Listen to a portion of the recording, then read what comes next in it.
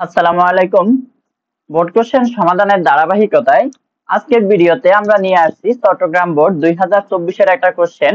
এটা HSC ICT তৃতীয় অধ্যায়ের প্রথম অংশের একটা কোশ্চেন। কোশ্চেনটা খুবই ইম্পর্টেন্ট। এই টাইপের কোশ্চেন পরীক্ষায় বেশি আসতে দেখা যায়। তো এই কোশ্চেনের প্রথমে আছে কতে আছে ইউনিকোড কি। আমরা জানি ইউনিকোডের সাহায্যে পৃথিবীর যে কোনো ভাষাকে কিন্তু কম্পিউটারের ভাষায় রূপান্তর করা যায়। প্রায় 256টা ভাষাকে ইউনিকোডের সাহায্যে কম্পিউটারের ভাষায় রূপান্তর করা যায়।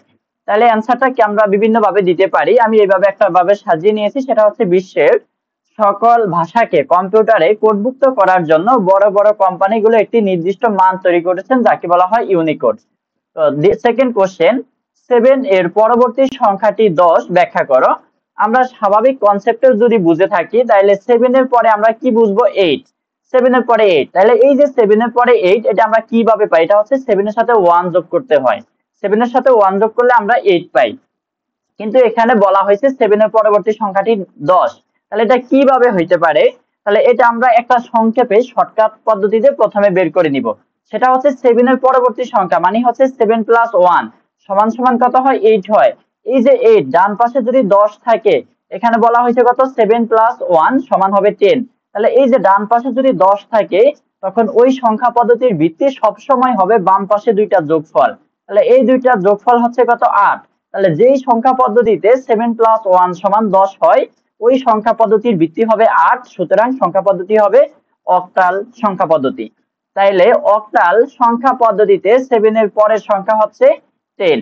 তাহলে এখন কোন সংখ্যার সাথে আমাদের এটার সাথে একটু ব্যাখ্যা দিতে হবে যে কোন সংখ্যার পরের সংখ্যা হচ্ছে ওই সংখ্যার সাথে 1 যোগ করা।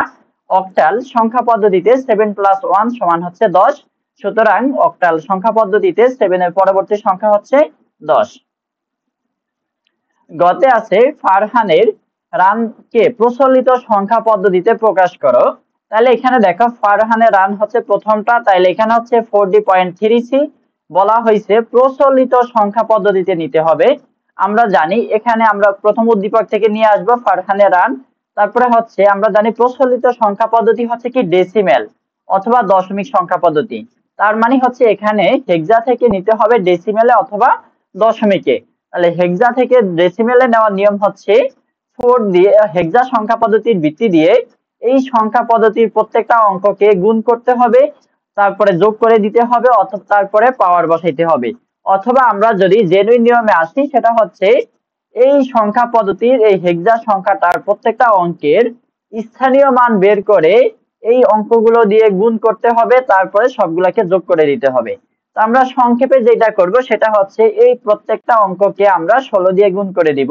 তাহলে 4 × 16, 3 × 16, 13 × 16, যেহেতু ডি এর মান হচ্ছে 13, এর জন্য 13 × 16, 3 × 16 এবং হচ্ছে 12 × 16। তারপরে হচ্ছে পাওয়ার বসাইতে হবে। পাওয়ার বসানোর নিয়মটা হচ্ছে দশমিক বিন্দু থেকে পিছন দিকে এবং সামনের দিকে। পিছন দিকে পাওয়ার শূন্য দিয়ে শুরু হয়, তারপরে 1, সামনের দিকে -1 -2। এখন আমরা হিসাব করে দিলে কাজ শেষ। 5 16 64, 13 × 16⁻0 মানে হচ্ছে 13, এখানে হবে 3/16 আর এখানে হচ্ছে 12/256। এটাকে আমরা ক্যালকুলেশন করলে পাবো হচ্ছে 77.234375। তাহলে এটাই হবে আমাদের অ্যান্সার।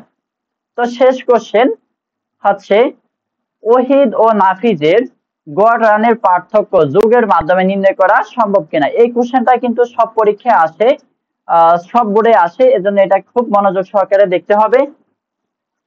উদ্দীপক হতে পাই ওহিদের রান হচ্ছে 127 এবং নাফিজের রান হচ্ছে এটা দেওয়া আছে।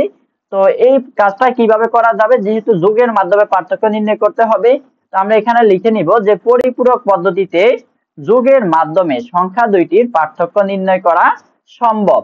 তাহলে এখানে দেখো পার্থক্য নির্ণয় করার সময় আমাদেরকে যে বিষয়টা মনে রাখতে হবে সেটা হচ্ছে সব সময় বড় সংখ্যা থেকে ছোট সংখ্যাটা বিয়োগ করতে হবে। তাহলে কি হবে? আমাদের বড় মাইনাস ছোট। তাহলে বড় সংখ্যাটা এখানে হচ্ছে 127 আর এটা হচ্ছে ছোট। তাহলে আমরা বড় সংখ্যাটা আগে নিব, ছোটটা পরে নিব। বড়টা থেকে ছোটটা বিয়োগ করব। এখন যেহেতু বলা হয়েছে যোগের মাধ্যমে করতে হবে, এর জন্য আমাদের এই চিহ্নটাকে প্লাস করব। যখন এই চিহ্নটা প্লাস হবে তখন এই দ্বিতীয় সংখ্যাটা কি হয়ে যাবে? ঋণাত্মক হয়ে যাবে। এখন আমাদের এই দুইটা সংখ্যার বাইনারি মান বের করতে পারলেই কাজ শেষ, তারপরে যোগ করে দিব। তাহলে 127 এর বাইনারি মানটা আমরা বের করে নিলাম। তারপর হচ্ছে এই যে সংখ্যাটা, এটা ছিল একটা ধনাত্মক সংখ্যা যেটা পিছনে একটা মাইনাস চিহ্ন দেওয়া হয়েছে। এখন আমরা এই মাইনাস চিহ্নটাকে শূন্য ওয়ানের মাধ্যমে যদি রূপান্তর করি তখন সংখ্যাটা হবে ঋণাত্মক, অর্থাৎ চিহ্নবিহীন ঋণাত্মক সংখ্যা হবে। তাহলে দেখো এখানে আমাদের অঙ্ক আছে হচ্ছে 6টা, 3 7টা আছে, যেহেতু 7টা আছে আমাদের আরো একটা অঙ্ক নিয়ে মোট 8টায় রূপান্তর করতে হবে। তাহলে আমরা পিছনে একটা শূন্য নিব, শূন্য নিয়ে 8টায় রূপান্তর করে নিলাম।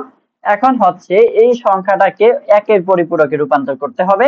একের পরিপূরকে রূপান্তর করার নিয়ম হচ্ছে শূন্যের পরিবর্তে 1 এবং 1 এর পরিবর্তে 0। তাহলে আমরা এখানে একের পরিপূরক করে নিলাম, ওর সাথে 1 যোগ করে দিব, তাইলে হবে 1 + 0 = 1, অর্থাৎ এই যোগ করে দিলে আমরা কিন্তু এই অ্যান্সারটুকু পাবো। তাহলে এই মানটা হচ্ছে কার মান? এই যে মাইনাস এই সংখ্যাটার মান। এখন আমাদের যেটা করতে হবে, এই যে দুইটা সংখ্যা পাইলাম, এই একটা সংখ্যা আর এই একটা সংখ্যা, এই দুইটা সংখ্যাকে যোগ করে দিব। তাহলে দেখো 127 সমান হচ্ছে আমরা এই সংখ্যাটা পেয়েছিলাম, আর এখানে এই যে ঋণাত্মক সংখ্যাটার মানটা আমরা এটা পেয়েছিলাম 2 এর পরিপূরক মান।